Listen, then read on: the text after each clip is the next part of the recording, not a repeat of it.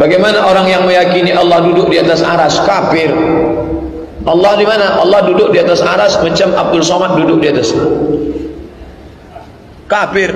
Ayat yang mengkafirkannya mana? Dua. Laisa kamitslihi syai'un. Allah tak sama dengan apapun. Ayat yang kedua, walam yakul lahu kufuwan ahad. Ustaz udah bahas dalam tertulis. Udah, mana dia? Dalam buku 37 masalah populer dalam judul memahami ayat-ayat mutasyabihat. Ar-Rahmanu 'alal arsy istawa. Allah duduk di atas aras. Baca, pahami baik-baik. Sudah saya tulis. Baca pelan-pelan. Besok hari libur, fokuskan satu hari untuk memahami Ar-Rahman 'alal arsy istawa yang saya tulis dalam 37 masalah populer.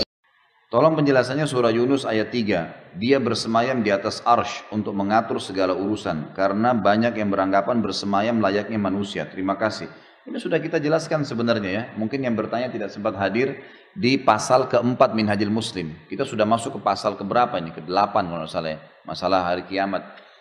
Jadi Allah subhanahu wa ta'ala bersemayam di atas arsh. Allah subhanahu wa ta'ala melihat. Allah subhanahu wa ta'ala mendengar.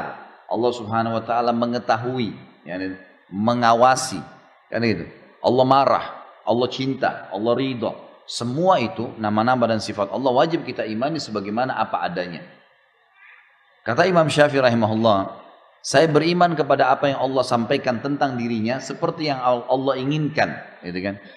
Dan saya juga beriman kepada apa yang disampaikan Rasulullah SAW sebagaimana apa yang diinginkan oleh Rasulullah SAW. Jadi kita harus memang seperti itu konsepnya. Kalau masalah Allah SWT dikatakan bersemayam, ya bersemayam di atas arsy. Tapi tidak boleh ada penyerupaan dengan makhluk. Tidak bisa, tidak jangkau. Bapak Ibu sekalian, akal kita ini dengan anggota tubuh, hati nurani, anggota tubuh, tangan, kaki, segala ini diberikan oleh Allah sebagai fasilitas untuk tunduk pada wahyu. Fahamin poin ini ya.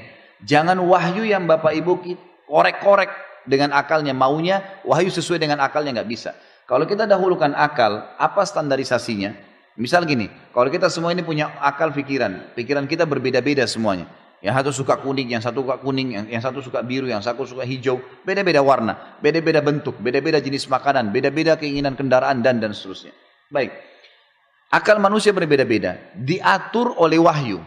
Wahyu yang mengatur, ada standarisasi. Bayangkan kalau kita balik, akal yang mengatur wahyu, akal siapa yang jadi standar? Kan gitu. Bapak Ibu kalau kerja di satu perusahaan yang harus tunduk, kita tunduk ke peraturan perusahaan atau perusahaan tunduk dengan akal-akal otak-otaknya pegawai-pegawai? Tentu saja pegawai tunduk kepada peraturan perusahaan. Bayangkan kalau saya buat perusahaan, semua pegawai saya harus ikutin otaknya mereka semua. Jadi mereka semaunya masuk kapan, mereka pakai baju terserah, mereka berbuat semaunya, ambil uang semaunya. Kacau balau lah perusahaan itu. Harus ada standarisasi. Wahyu itu standarnya, hukum. Semua otak harus tunduk di situ. Karena kalau akal yang kita dahulukan harus wahyu ikut akal, kita akan protes. Kenapa laki-laki dan perempuan saja? Kenapa tidak ada jenis kelamin yang ketiga? Kenapa sholat duhur 4 rakaat? Kenapa sholat 5 kali? 1 kali saja. Dan gitu. Terusnya kita akan banyak protes tuh. Kenapa ada malam dan siang? Kenapa harus ada begini? Kenapa harus ada begitu? Kenapa harus ada pisang? Kenapa harus ada anjing? Kenapa harus ada babi? Banyak. Akal tidak bisa kalau dilepas, tidak dikontrol oleh wahyu, dia akan kemana-mana. Kacau balau semuanya. Maka harus ditundukkan dengan akal kita. Dengan wahyu. Wahyu menyampaikan tentang nama-nama dan sifat Allah. Kita harus imani apa adanya. Sampai ada penjelasan dari wahyu. Wahyu cuma menyampaikan Allah punya telapak tangan. Allah punya kaki. Allah punya penglihatan, pendengaran. Tapi Allah katakan dalam Al-Quran, Laisa kamitslihi syai'un wa huwas sami'ul basir. Allah itu tidak menyerupai siapapun, gitu kan? Apapun, dan dia maha mendengar lagi maha melihat. Jadi kita harus tahu masalah itu.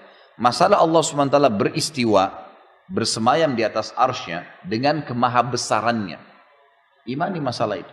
Makanya Imam Malik rahimahullah pernah ditanya seseorang lalu dia berkata, wahai Imam, bagaimana sih caranya memahami istiwa? Seperti tadi pertanyaan, apakah seperti manusia bisa difahamin begitu? Manusia yang naik di atas singgasana? Lalu kata Imam Malik rahimahullah kalimat yang bijak, orang yang punya ilmu dalam masalah ini, dia mengatakan istiwa sudah maklum, bersemayam itu jelas, nggak ada sesuatu yang perlu dipertanyakan. Dalam bahasa Arab istiwa jelas adalah naik ke atas singgasana, gitu kan. Kemudian dikatakan kaifiyahnya majhul, bagaimana prosesnya tidak jelas buat kita karena tidak disampaikan dalam wahyu. Kita imani apa adanya. Was-su'al anhu bid'ah. Bertanya tentang itu adalah perbuatan bid'ah, gitu kan. Imam Malik menutup pintu itu karena berbicara dengan tentang zatnya Allah itu tidak bisa terlalu jauh kecuali ada dalil yang menjelaskan.